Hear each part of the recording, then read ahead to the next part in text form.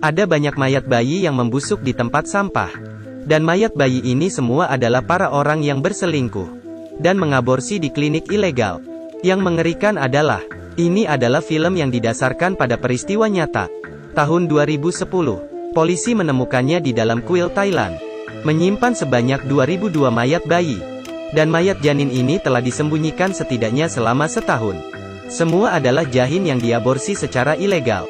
Polisi membungkis janin dengan plastik putih dan disusun dengan rapi.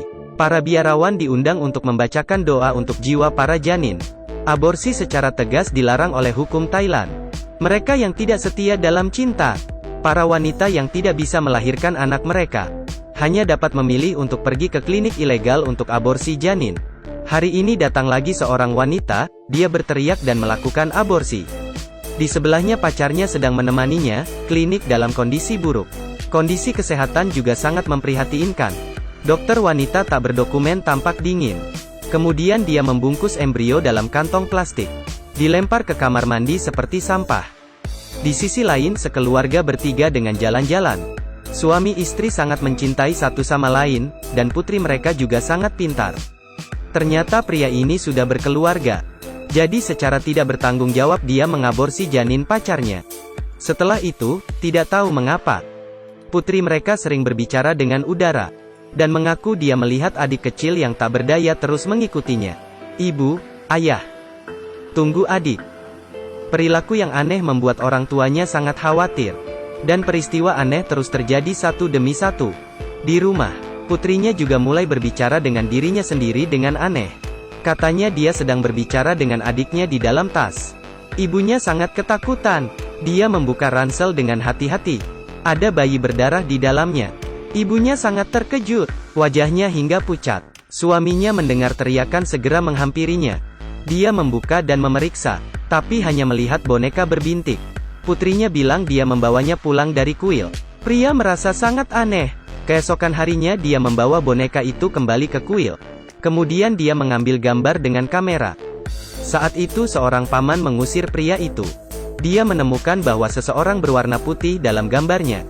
Seperti wajah anak-anak. Dia sangat bingung. Kuil ini pasti memiliki rahasia yang tak terkatakan. Dia merokok dan memegang alat, membungkuk dan mulai sibuk. Akhirnya dia menunjukkan senyum yang menawan. Dia membuang bayi di tempat sampah. Tidak ada tindakan perlindungan. Kondisi kebersihan benar-benar buruk. Akibatnya, gadis itu berdarah terus-menerus. Setelah menghentikan pendarahan, ia dibawa kembali ke rumah sewaan oleh pacarnya. Tapi kesehatannya belum membaik. Perutnya semakin sakit. Setelah sampai di rumah sakit baru mengetahui, dirinya kehilangan kemampuan melahirkan selamanya. Dan janin yang telah diaborsi, dikemas dalam kantong plastik oleh dokter ilegal, dan diserahkan ke paman kuil untuk dibakar. Dan dia membayar biaya kremasi. Ternyata dia diam-diam membantu dokter wanita untuk membakar bayi. Hari ini, seperti biasanya dia menulis jumlah janin di kalender. Kalender tiba-tiba bergerak. Si paman sangat panik. Dia bergegas pergi. Di sisi lain, hal-hal aneh terjadi di rumah pria ini. Tiba-tiba muncul banyak sidik jari bayi di dinding. Putrinya berayun di luar rumah pada tengah malam. Seolah-olah ada kekuatan misterius di sekitarnya yang membuat ayunan mengayun tinggi. Tangisan bayi bergema membuat putrinya menangis dalam kengerian. Kemudian pria itu tiba tepat waktu. Dia buru-buru mengendong putrinya. Putrinya selalu mengatakan adiknya ada di sampingnya. Dalam menghadapi peristiwa spiritual terus-menerus terjadi, pria mulai mempelajari kebenaran dari hal-hal itu. Dia mengarahkan kamera ke tempat tidur putrinya. Hanya terlihat cahaya hantu berkedip dalam gambar. Pria itu ketakutan hingga terdiam. Hari ini putrinya menghilang lagi dan dia buru-buru mencarinya. Terakhirnya dia menemukan putrinya duduk di dekat samping jendela. Putrinya bilang dia bermain dengan adiknya, tapi di sampingnya tidak ada orang sama sekali. Sementara itu, istrinya juga dirasuki oleh bayi hantu dan tidak bisa mengendali tubuhnya. Anehnya mengeluarkan tangisan bayi. Kekuatan istrinya tiba-tiba menjadi kuat. Suaminya didorong jatuh hingga pingsan.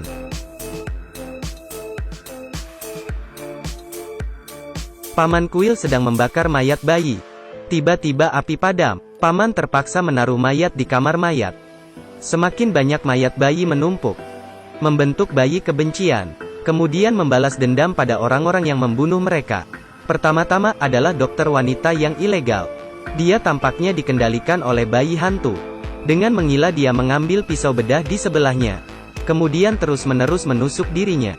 Dia menahan rasa sakit dan berhasil keluar dari ruangan. Selama pelarian, tubuh mulai mengeluarkan banyak darah. Bayi hantu perlahan-lahan berkumpul di depannya. Dia menangis dengan kuat. "Kumohon lepaskan aku. Semua ini karena orang tuamu.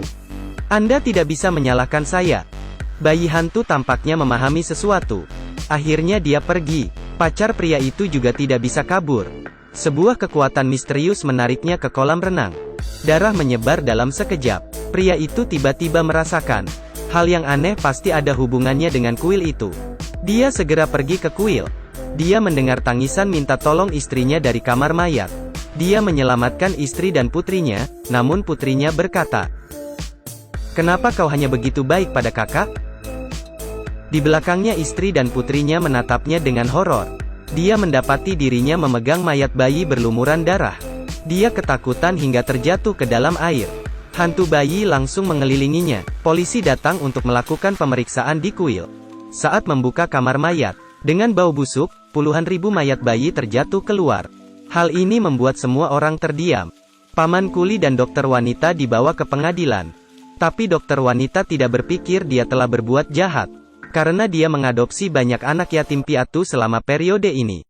Pria itu menjadi koma karena merasakan terlalu banyak ketakutan. Dan tempat tidur di sampingnya adalah pacarnya. Hantu bayi hantu mengikuti mereka berdua. Ini adalah akhir dari film. Film ini didasarkan pada peristiwa nyata. Menceritakan tentang aborsi ilegal yang ada di Thailand. Sepertinya ini melawan orang aborsi. Tapi ini juga cerita tentang pasangan yang tidak bertanggung jawab. Perlu dipikirkan kembali oleh semua orang. Dalam masyarakat saat ini, tindakan kehamilan sangat banyak. Anda tidak boleh hanya memikirkan kebahagiaan sejenak tanpa memikirkan konsekuensi. Tolong hormati kehidupan. Juga menghormati cinta.